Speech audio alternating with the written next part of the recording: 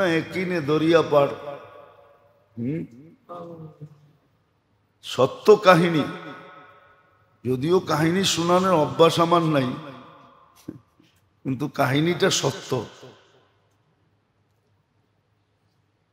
বলে এক হিন্দু ফ্যামিলি আর মুসলমান ফ্যামিলি পাশাপাশি থাকতো।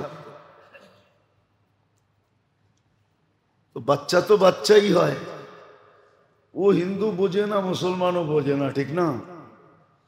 তো দুই মেয়ে মুসলমানের আর হিন্দুর একসাথে খেলতো। তো মুসলমানের স্ত্রী নিজের বাচ্চাকেই নিজেই পড়াইতো, কায়দা পড়াইতো। তো মেয়ের সাথে খেলতো, ও যে কায়দার সময় বসতো। বাচ্চাদের ব্রেন খুব কি হয়, শার্প হয়। তো শুনতে শুনতে পাশে বৈশাখ শুনতে শুনতে হিন্দু মেয়েও কায়দা শেষ করে ফেলছে। তো মা যেদিন সবক দিছে, তো ও কোরআনের সবক নিছে। তো আস্তে আস্তে একটু একটু বড় হইতেছে আর বুঝতেছে, ঠিক না? ওই যে বান্ধবী, হিন্দুর বাড়িওয়ালারা তো জানে না, ও তো জানে বান্ধবীর লোকে খেলে ওই বাড়িতে সময় কাটায়, নিজেরও আরো ফুর্তিতে আছে। যাক, আমার মেয়ের সাথে ভালো সখা, সময় ভালো কাটতেছে। তো মেয়ে কোরআন পড়তে পড়তে কোরআন খতমই করে ফেলছে। কোরআনের মহব্বত তো ডিলে ঢুকে গেছে, কিন্তু বাড়িতে কোনোদিন বলে নাই। হইতে হইতে আটটু বড় হইছে, তো কোরআন পড়তে পড়তে মনে মনে ইমান নিয়ে নিছে, কিন্তু বাড়িওয়ালাদেরকে কিচ্ছু জানায় না। এমনকি বিয়ের বয়স হয়ে গেছে, বিয়ে যে হিন্দু ছেলের সাথে হয়েছে, সে আবার কাঠ্টার হিন্দু। এখন মেয়ে তো লুকায় রাখছে, আয়সা ওস্তাদনির সাথে মশওয়ারা করছে, এই অবস্থা আমি করবোটা কি? তো বলছে, আমি তোকে একটা গিফট দিব, তুই যেই কোনো বাহানায় তোর বাড়িতে খুলবি না, শ্বশুর বাড়ি নিয়ে যাবি। তো গিফট দিছে খুব সুন্দর বক্স টক্স কইরা, উপরে কিছু জিনিসপত্র দিয়া নিচে কোরআন দিয়া দিছে। তো কোরআন শ্বশুর বাড়ি চলে গেছে। স্বামী যখন কাজে যায়, অফিসে যায়, এই মেয়ে কোরআন পড়ে, আসার আগে আবার লুকায় রাখে,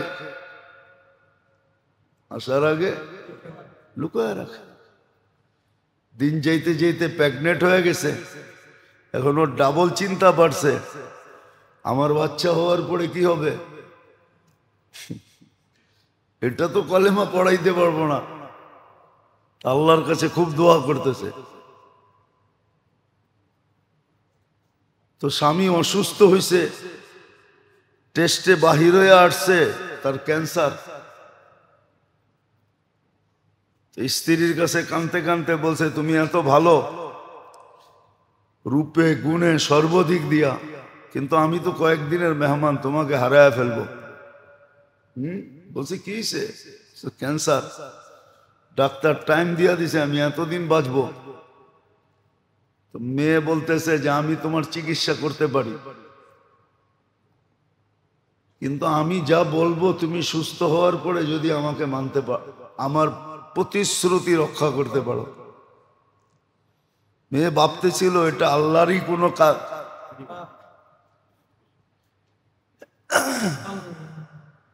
তো বলছে ঠিক আছে, তুমি চিকিৎসা করো, আমি ভালো হয়ে গেলে তুমি যা বলবে আমি তা করব।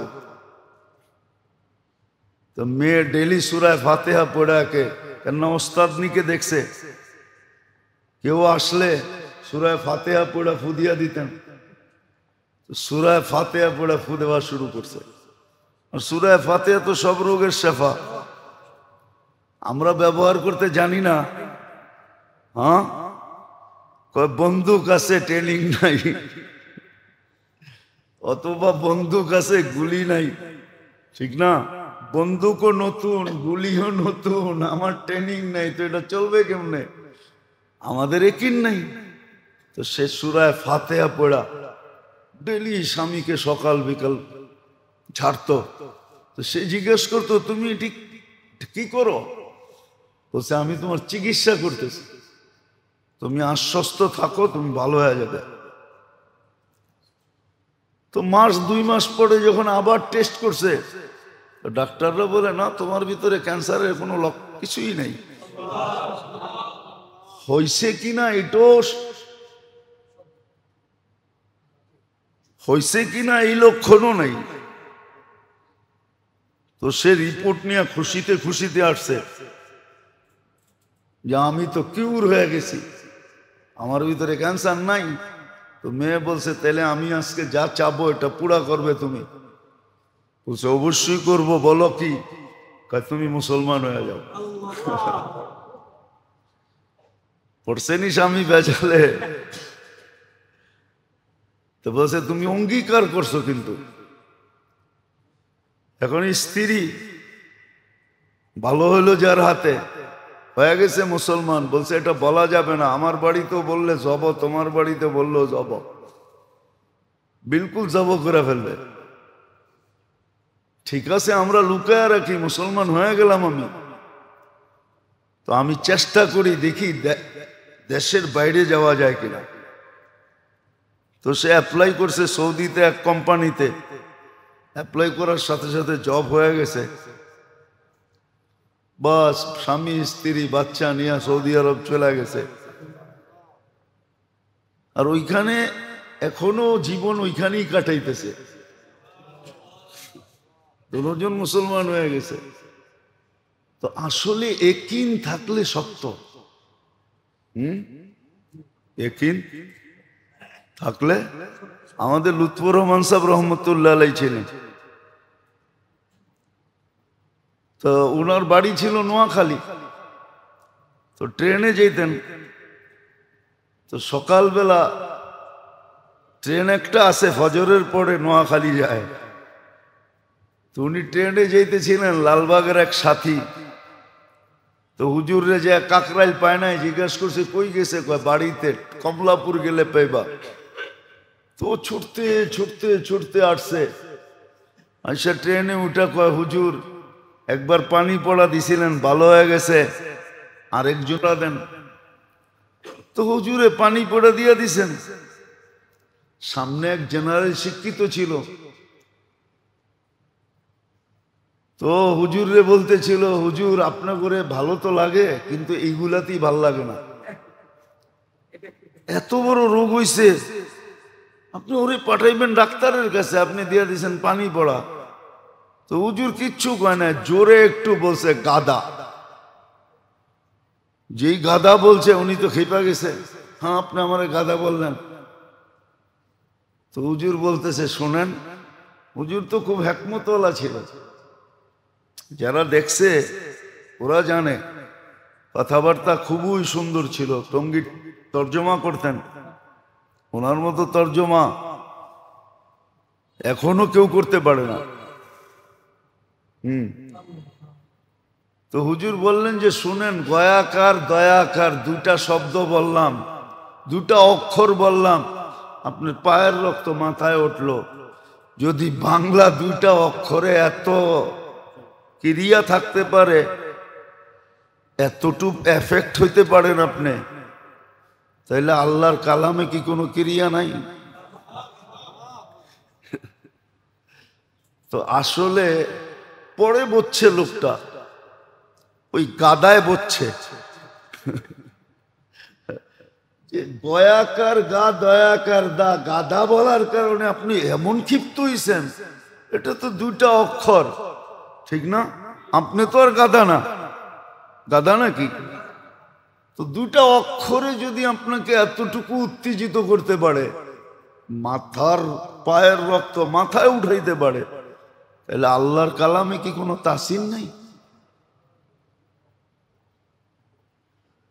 তো সত্য এটাই, আমরা ইয়াকিন নাই আমাদের। তো যেটা বলতেছিলাম, যেটা বলতেছিলাম যে এই মাস বড় তাৎপর্যময় মাস, বড় সুযোগ। এক তো হলো আল্লাহর নৈকট্য লাভ করার জন্য এবং নিজেকে ক্লিন করার জন্য। এই জন্য আল্লাহর রসুলকে ওপেন সার্জারি করা হয়েছে। জিবরিল আলাইহিস সালাম নিজে করছেন। দুনিয়া ওপেন সার্জারি ওইখান থেকেই আসছে, নাহলে দুনিয়াওয়ালারা ওপেন সার্জারি জানতো না। শক্কে সদর যেটাকে বলে, সিনা চাক করা, এটা জিবরিল আলাইহিস সালাম থেকে মানুষ শিখছে। আল্লাহর রসুলের করছেন, এই জন্য শিখছে। তো মেরাজের রাত্রে কাবার ভিতরে নিয়া ওপেন সার্জারি করা হয়েছে। কিছু বাহির করছেন, জমজমের পানি দিয়ে ধুইছেন, তারপরে কিছু ঢুকানো হয়েছে। এটা ইঙ্গিত দিতেছেন, এটাই ইঙ্গিত দিতেছেন আমাদেরকে,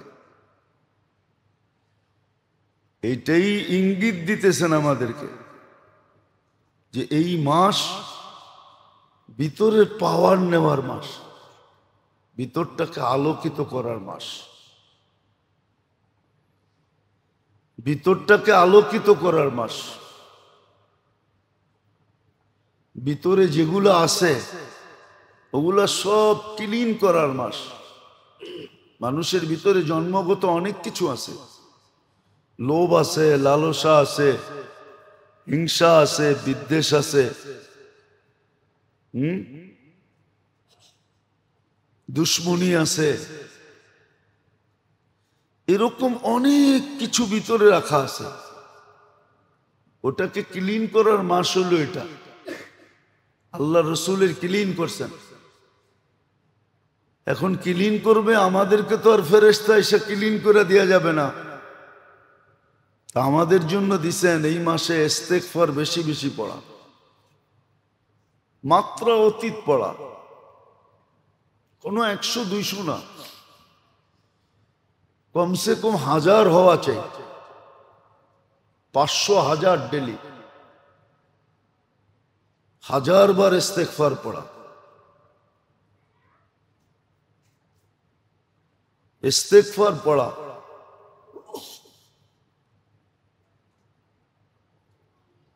আর বেশি বেশি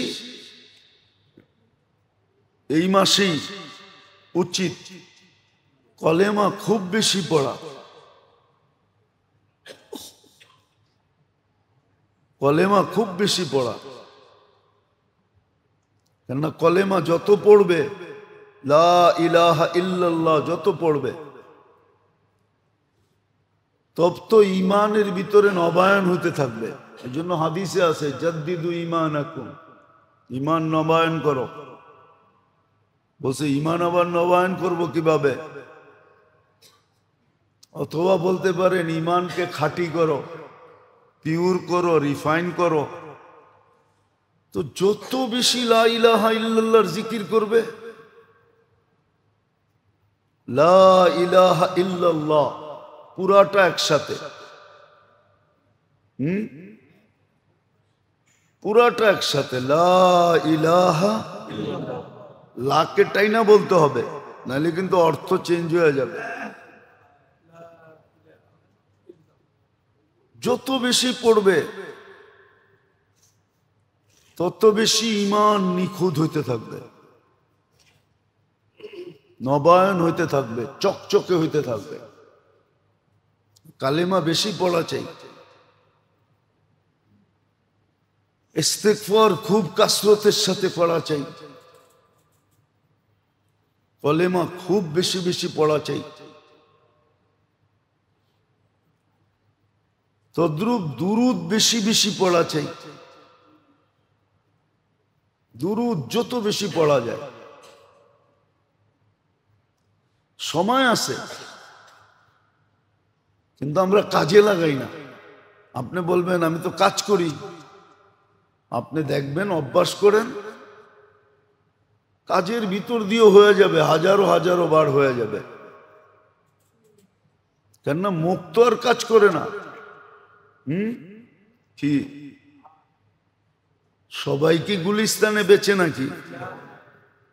যে 50 টাকা 50 টাকা, 100 টাকা 100 টাকা, কি বুঝলাম? ওইখানে যারা বেচে ওরা নিলে সময় পায় না। 100 টাকা 150 টাকা যেটা নিবেন 100 টাকা, ও বলতে বলতে সময় পায় না। বাকিরা কি করে? ইচ্ছা করলে ও পায়, ইচ্ছার উপরে নির্ভর। আর প্রথম তো যেটা বললাম, বেশি বেশি সৎকা করা। তো এটা নৈকট্যের মাস ছিলেন, মেরাজের মাস। মেরাজ আমাদেরকে এগুলোই ইঙ্গিত দেয় যে এই মাসটা কতটুকু তাৎপর্যময়, কতটুকু গুরুত্বপূর্ণ, কতটুকু দামি। আবার আরেকটা এটাই, এটা ইবাদত বন্দিগির মাস। নাইলে কোরআন এই ইঙ্গিত দিতেন না। 4 মাস যে হারাম, নিষিদ্ধ 4 মাসের প্রথম মাস হলো রজব। আর এখানে ইঙ্গিত আছে, ফালা তুযালিমু ফীহিন্না আনফুসাকুম। কোরআন বলতেছে যে এই মাসে গুনার কাছে যেও না, 4 মাস কমসে কম। যেমন অনেক সময় বলে আল্লাহ জান্নাতে আদম আলাইহিস সালামকে সব খাইতে বলছেন, কিন্তু ফালা তাকরাবা হাদিস শাজারা, খালি এইটার কাছে যেও না, বাকি সব খাও, যত মনে চায় খাও, কিন্তু একটার কাছে খালি যেও না। আল্লাহ বলে 8 মাস করো, করো, আপত্তি নেই, কিন্তু 4 মাস করো না, 4 মাস গুনাহ করো না। আমরা আসলে বলি যে সাহাবায়ে কেরামের যুগ ওটা অজ্ঞতার যুগ ছিল, আমরা শিক্ষিত যুগ। মাঝে মাঝে আমরা ভাবি, আবার কে কিভাবে নেন জানি না, মিডিয়ায় কথা চলে যেতেছে। প্লেনে এয়ার হোস্টেস থাকে না, এরা কি কাম করে বলেন না? আমার ঘরেরটাই কি করে? আমার ঘরে যেটা আছে ওটাও তো কাজই করে, ঠিক না? সেও কি করে? সেও কাজ করে, ঠিক না? কি বটন দাবলি এসে জিজ্ঞাসা করে কি চান, ঠিক না? তো প্লেনেরটা শিক্ষিত, আমার বাড়িরটা অশিক্ষিত, এতটুকুই তো পার্থক্য। কি মনে হয় বুঝাইতে পারি না, ভাঙ্গেই বলে দিমু। ওটাও কাজের বুয়া, আমার বাড়িরটাও কাজের বুয়া, ঠিক না? ওটা শিক্ষিত, এটা অশিক্ষিত। ওর স্যালারি একটু বেশি, এটার স্যালারি কম। হ্যাঁ, না না না, কাজের মানুষ আছে না আপনার বাড়িতে? আপনি ওয়াইফকে কেন নিতেছেন? উনি কি কাজের মানুষ নাকি? উনি তো হোম মিনিস্টার, আপনারে আমারে নাকে ধরে চালায়, কানে ধরে চালায়, ঠিক না? মসজিদে বইলা দেখ ভাবতেছেন, বাড়ির যে ভাইবা দেখেন, পাক করে খাও, খবর আছে। উনি তো হোম মিনিস্টার, রানী, ঠিক না? হ্যাঁ, উনি হলেন ফুল রানী। তো যেটা বুঝাইতেছিলাম, আমাদের মানুষগুলো আজকালকাল বলে আমরা শিক্ষিত, আর ওটা অজ্ঞতার যুগ।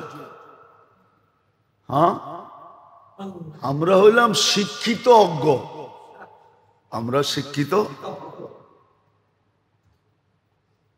শিক্ষিত জাহেল আমরা।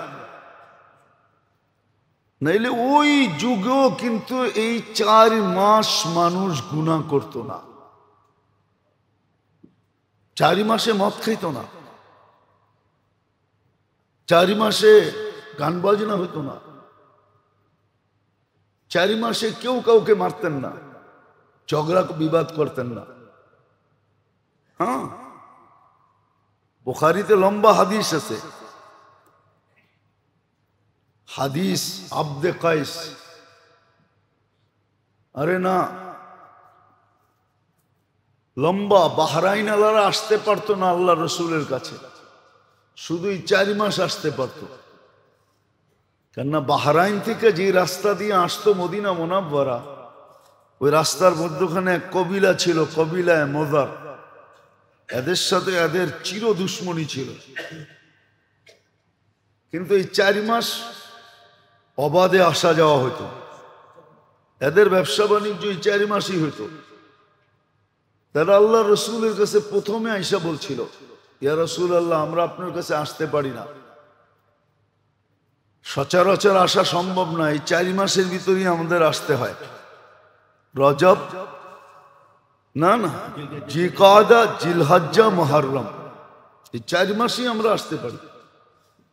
বিদা আমাদেরকে যেটা বলবেন এরকম বলবেন যে আমরা যদি নাও আসতে পারি আর অবস্থার কারণে, তাহলে যেন আমরা জান্নাত পাওয়া যাই। আমাদেরকে যা বলবেন সব জিস্ট বলবেন, চোখা চোখা বলবেন। আল্লাহ রসুল এদেরকে এরকমই বলতেন। হ্যাঁ, তো আপনি যদি ওটাকে অন্ধকার যুগ বলেন, নিরক্ষরের যুগ বলেন, মেনে নিলাম, কিন্তু ওরাও অজ্ঞ ছিল আর বর্তমানে আমরাও অজ্ঞ, কিন্তু ডিফারেন্স কতটুকু, ওরা অশিক্ষিত অজ্ঞ, আমরা শিক্ষিত অজ্ঞ। আমরা কি ওরকম, যেরকম আমার বাড়িটা যেরকম বিমান কেন বড় বড় হোটেলে আছে, ওটাও ওরকমই একই। কি বললে তো আবার রাগ হয়ে যায় কিনা, জুতার ফ্যাক্টরি যে দিছে ও মুচি, যে আমার মহল্লায় বইয়া শিলায় ও মুচি, ওরে কয় শিল্পপতি, ওরে কয় মুচি, ঠিক না? দুজনে কি করে, কি জুতা বানায় না? না জুতা বানায় না, প্লেনও যে চালায় ও ড্রাইভার, আর রিক্সা যে চালায় ও ড্রাইভার, শব্দ তো একটাই। তো ওই যুগের মানুষগুলা অজ্ঞ ছিল, কিন্তু অশিক্ষিত অজ্ঞ, আর আমরা আজকে অজ্ঞ শিক্ষিত অজ্ঞ, এতটুকু ডিফারেন্স। নাইলে এই 4 মাসে নিষেধ ছিল, আল্লাহর নিষেধ, 4 মাস গুনাহ করো না, ফালা তুযালিমু ফীহিন্না আনফুসাকুম, ইন্না ইদ্দাতাশ শুহুরি ইনদাল্লাহি 12 শাহরা মিনহা আরবাআতুন হুরুম। তারপরে হুকুম দিছেন এই 4 মাস গুনাহ করো না, 8 মাস করো, 4 মাস করো না, 4 মাস গুনাহ করো না। রজবে করো না, জিলকাদায় করো না, জিলহজ্জে করো না, মুহররমে করো না, আর রমজানে তো করবেই না, কেননা ওটা তো রোজার মাস। কি মাস? রোজা বোঝেন? সব কিছুর থেকে রোজা, সব কিছুর থেকে, সব কিছুর থেকে, সব কিছুর থেকে না খায়া থাকা, রোজা এটাই, সব কিছুর থেকে রোজা। তো এতটুক নিষেধ ছিল যে 4 মাস গুনাহ করো না। কিন্তু তাকাইলে দেখা যায় এই 4 মাসের ভিতরেই অনেক কিছু আসে, ঠিক না? কি কোন? 4 মাসের ভিতরে অনেক কিছু আসে, যেগুলো আমরা করি, সচরাচর করতেছি, সচরাচর করতেছি আমরা। তো যেটা বুঝাইতেছিলাম, আল্লাহ করুক বুঝে আসুক, এই মাসটা কিন্তু নৈকট্যের মাস, আল্লাহর সাথে সম্পর্ক জোড়ার সবচেয়ে পাওয়ারফুল, অল্প সময় কিন্তু সম্পর্ক, ঘনিষ্ঠতা, বন্ধুত্ব, নৈকট্য এতটুকু হবে যে হাজার না লক্ষ বৎসরে যতটুকু সম্ভব না এতটুকু এই মাসে সম্ভব। কিন্তু করতে পারবে ও যেটাকে আসলেই এই মাসের জন্য নির্ধারিত মনে করে, যে আমার নৈকট্যের জন্য এই মাসটা দেওয়া হয়েছে, আমি যেন আল্লাহর খুব কাছে হই। এতটুকু বরকত অর্জন করতে পারি যে শুধু নিজে খাবো না, আমার মাধ্যমে হাজারো মানুষ খাবে, হাজারো মানুষ চলবে। এতটুকু বরকত অর্জন করতে পারে, শুধু ফ্যামিলির না। ইচ্ছা যদি করে, বরকতের মাস এটা, তাহলে এতটুক বরকত আল্লাহর কাছ থেকে ঘনিষ্ঠতার মাধ্যমে নিতে পারে যে সে একা ব্যবহার করবে না। কেননা আল্লাহর উক্তি এটাও আছে, ওয়ালি বারাকাতি লা নিহায়া, আমার বরকতের কোনো সীমা রেখা নেই। হাদিস পুরাটা এরকম, ইদা উতিতু রাদিতু ওয়া ইদা রাদিতু বারাকতু, আমাকে যখন মানা হয় তো আমি রাজি হয়ে যাই, আমি পইটা যাই, পইটা। আল্লাহর জন্য এই শব্দ শোভনীয় না, তারপরেও বলতেছি বুঝানোর জন্য। আল্লাহ বলে আমি রাজি হয়ে যাই, আর আমি যখন রাজি হয়ে যাই বরকতের দরজা খুলে দিই। আলি বারাকাতি লা নিহায়া, আমার বরকতের কোনো সীমা রেখা নাই। আবার উল্টা হাদিস আছে, ইদা উসিতু গাদিবতু, আমার নাফরমানি যখন হয় তো আমি নারাজ হয়ে যাই। ওয়াইদা গাদিবতু লাআনতু, আর আমি যখন নারাজ হই তো আমি লানত বর্ষণ করি। ওয়াল্লানাতু তাবলুগু সাবআম মিনাল ওয়ালাদ, ওই লানত 7 জেনারেশন পর্যন্ত ভোগ করতে থাকে। আছে, আপনাদেরকে আমি চোখে আঙ্গুল দিয়ে দেখাইতে পারি, চোখে আঙ্গুল দিয়ে দেখাইতে পারি, আঙ্গুল দিয়ে দেখাইতে পারি। এক সময় আমাদের দেশে, এখন তো জুলুমের ধারা এক এক সময় এক এক রকম থাকে। আগে জমিদারি প্রথার জুলুম ছিল, জমিদারি প্রথার জুলুম ছিল, প্রজাদের উপরে সেমন জুলুম ছিল। কর না দিতে পারলে, বাকিগুলা বললাম না, বাকিগুলা বললাম না, জুলুম ছিল। হ্যাঁ, বিলুপ্ত হয়ে গেছে। আপনি দেখেন অধিকাংশ জমিদার ফ্যামিলি দেখবেন আর গুড়া দাঁড়াইতে পারে নাই, আর গুড়া পারে না, এই জন্য পরিচয়ও দেয় না। পরিচয় 2-4টা ছাড়া, 2-4টা ছাড়া পরিচয়, নাহলে কিন্তু জমিদার কম ছিল না, জমিদার কম ছিল না, কিন্তু অনেক ছিল। এই জন্য দেখবেন এদের ফ্যামিলির নামও নিশান নাই। যেমন মোগলদের কোনো সন্তান এখন নাই, কোনো সন্তান নাই। কি যারা বলে বুয়া, এগুলা কি? জমিদারের মোগলদের কোনো চশমা চেরাগ নাই, সব মিটতে মিটতে মিটে গেছে। ওই জুলুম 7 জেনারেশন পর্যন্ত আল্লাহ পৌঁছায় দেয়, গজব। আর বরকতের কোনো সীমা রেখা নাই। এই জন্য মেরে দোস্ত, সুযোগ আল্লাহ নিয়ে আসছে। ইচ্ছা করলে নিজেকে ক্লিনও করতে পারি, বিলকুল পরিষ্কার করে ফেলতে পারি। আবার ইচ্ছা করলে নৈকট্যের বিলকুল কাছে চলে যেতে পারি। ইচ্ছা করলে বরকত এতটুকু নিতে পারি যে আমি কেন 14 গোষ্ঠী খাইলেও শেষ হবে না। এই জন্য আপনি দেখেন, একটা আল্লাহওয়ালারা দেখেন, আবার কেউ রাগ হয়ে যায় কিনা,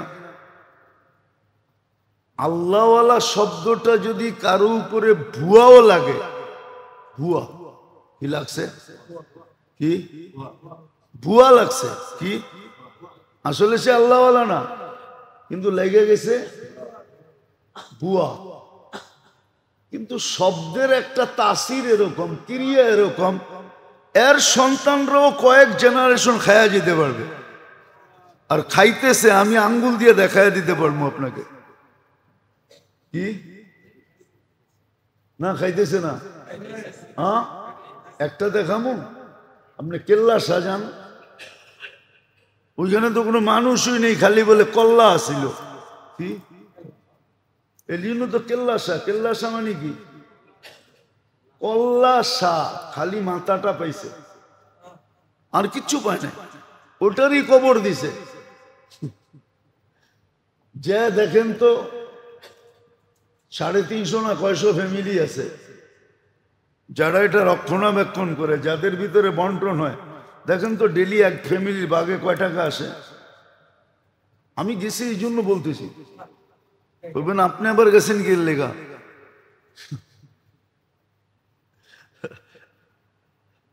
আমি যাই না, আমারে নিয়ে গেছে ওয়াজের জন্য আর কি। তো যে দেখেন কয় টাকা ওঠে, কিন্তু ওটা কি পারফেক্ট? হ্যাঁ হ্যাঁ, শুধু আল্লাহওয়ালার শব্দটা লাইগা গেছে, এই লাগাটার ফজিলত আল্লাহ দেখাইতেছে। সব আল্লাহওয়ালা না, শুধু কি লাগছে শব্দ, শব্দ লাইগা গেছে, নাহলে সে আল্লাহওয়ালা না। সে, আমি একটা উদাহরণ দিই, আমাকেরটা দিয়ে দিই, ঠিক না? হ্যাঁ, কোন তাবলিগের কাজ শুরু করছে কে? ইলিয়াস রহমতুল্লাহ, ঠিক না? হ্যাঁ, ঠিক না? কিন্তু আমরা যারা দ্বন্দ্ব করতেছি, আমরা কি তাবলিগের কাম শুরু করছি নাকি? হ্যাঁ, আমরা তো ওই নামটাই আমাদের উপরে লাইগা গেছে দেখা আমরা এখন খাইতেছি, ঠিক না? আমাদের উপরে লাগছে কি, ওই শব্দটা লাগছে, ঠিক না? কিন্তু আসল শুরু করছে কে? হ্যাঁ, উনি তো খাইয়েই যায় না, লম্বা হয়ে যেতেছে। আমি তো ছিলাম ছোটবেলা, লুৎফর রহমান সাহেব রহমতুল্লাহ আলাই, আপনারা ওই কাকরাইল দেখছেন কিনা জানি না, যে একসময় পাংখা ছিল না, বড় বড় তালের পাংখা দিয়ে এরম বাতাস করত, কোনো বিদ্যুতের পাংখা ছিল না কাকরাইলে। তখন আতপ চলের বাত হইতো, আর শুধু ডাল। আমি বেশিরভাগ হুজুরের খানা আনতাম। হুজুরের বাসা আমার বাসা রোডের এপার ওপার ছিল। আর হুজুর যখন মারা যায়, যেই সময়, তো আমি রোগের, হুজুর সরোয়ার দিতে ছিল আর সিএমইচে, আমি 1.5 মাস হুজুরের খেদমতে ছিলাম পুরা। হ্যাঁ, আমি এখনো দেখতেছি ম্যারাডোনা হাত দিয়া গোল দিয়া ম্যারাডোনা হইতাছে। ম্যারাডোনা যে ম্যারাডোনা হইছে, তখন আমি বাচ্চা ছিলাম, দাড়ি মোছ উঠতেছে মাত্র।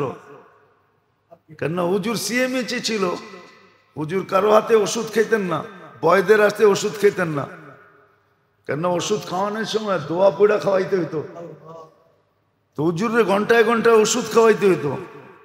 তো রমজান মাস ছিল, খেলা হইতেছিল ফুটবল ওয়ার্ল্ড কাপ। আমি দেখতেছি, না আমার সজাগ থাকতে হইতো, বাচ্চা ছিলাম তো, দাড়ি মোছ ছিল না আমার। আমি দেখতেছি ম্যারাডোনা হাত দিয়ে গোল দিতেছে, কিন্তু রেফারি তো বাসি ফু দিয়া দিছে, গোল হয়ে গেছে, ম্যারাডোনা চমকায় গেল আর কি। হ্যাঁ, তা আমি 1.5 মাস ছিলাম হুজুরের। তো আমি যখন খানা আনতাম, তো খানার ভিতরে আতপ চলে পোক হয় বেশি। যারা আতপ খায় ওরা জানে, এটাকে খুব প্রসেসিং করে রাখতে হয়, নাহলে কিন্তু অতি তাড়াতাড়ি পোকে ধরে। সিদ্ধটার ভিতরে এত তাড়াতাড়ি ধরে না। তো বাঁচতাম, তো হুজুর জিজ্ঞেস করতো বাসস কি? আমি কি পোক বাঁচতেছি। পোক বাঁচলে আর বাদ থাকবো কই? তো বাতেই তো থাকবো না, খামু কি?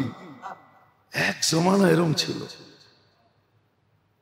এই জন্যই তো আমি মাঝে মাঝে দুটা চারটা কথা বলি আপনাদেরকে, শুধু ওই চিত্রগুলো সামনে উঠে দিকে বলি যে কেমন কোরবানির তাবলীগ ছিল। আজকে এটা নিয়ে কেমন ছিনিবিনি খেলা হইতেছে। আমি একদলকে বলতেছি না, দোনো দলকেই বলতেছি। একদল জাহেল হয়েছে দিকে আমিও জাহেল হব নাকি? ওরা তো জাহেলি, ওরা তো জাহেলি। নাইলে আলেমদের উপরে হাত উঠাই কি করে? ঘুমন্ত মানুষের উপরে হাত উঠাই কি করে? হ্যাঁ, আবার টঙ্গির মতো জায়গায় মারে কি করে? হ্যাঁ, টঙ্গির পবিত্রতা তো তোমরাই নষ্ট করছো, ঠিক না? আবার সবকিছু করছে তো করছে বটে, আবার বাংলাদেশের সমস্ত বড় বড় আলেমদের উপরে মার্ডার কেস ঠুইকেও দিছে, ঠুইকা দিছে বড় বড় আলেমদের উপরে, একজনও বাদ রাখে না। পীর হোক আর না হোক, সবাই রে দিছে। বলে আপনিও আছেন নাকি? হ্যাঁ, আমার উপরেও দিছে।